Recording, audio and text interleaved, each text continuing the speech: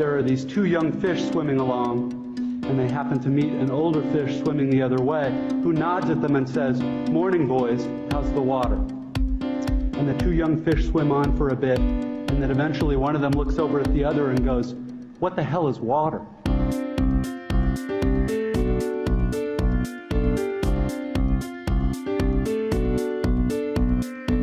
The most obvious, important realities are often the ones that are hardest to see and talk about. Stated as an English sentence, of course, this is just a banal platitude. But the fact is that in the day-to-day trenches of adult existence, banal platitudes can have a life or death importance. Or so I wish to suggest to you.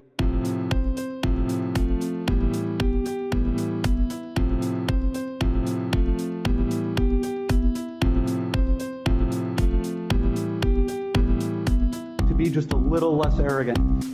To have just a little critical awareness about myself and my certainties, because a huge percentage of the stuff that I tend to be automatically certain of is, it turns out, totally wrong and deluded.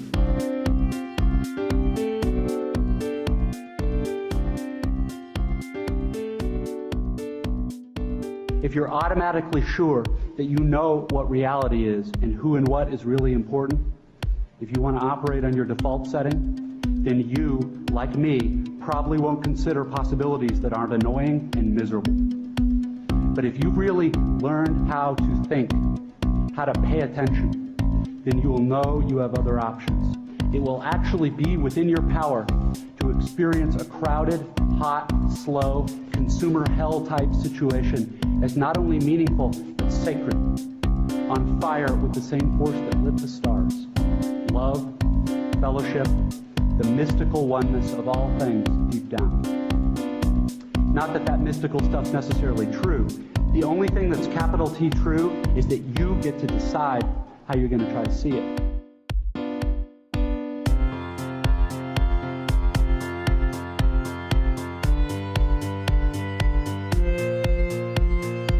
Worship power, you will end up feeling weak and afraid, and you will need ever more power over others to numb you to your own fear.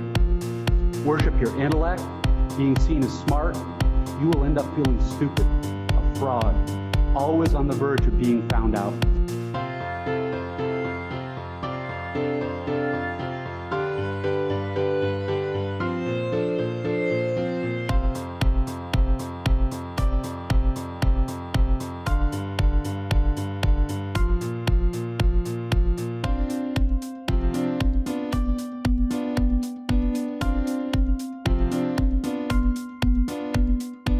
I know that this stuff probably doesn't sound fun and breezy or grandly inspirational. What it is, as far as I can see, is the capital T truth with a whole lot of rhetorical niceties stripped away. You are, of course, free to think of it whatever you wish. But please don't just dismiss it as some finger-wagging Dr. Laura sermon. None of this stuff is really about morality or religion or dogma or big fancy questions of life after death. The capital T truth is about life before death.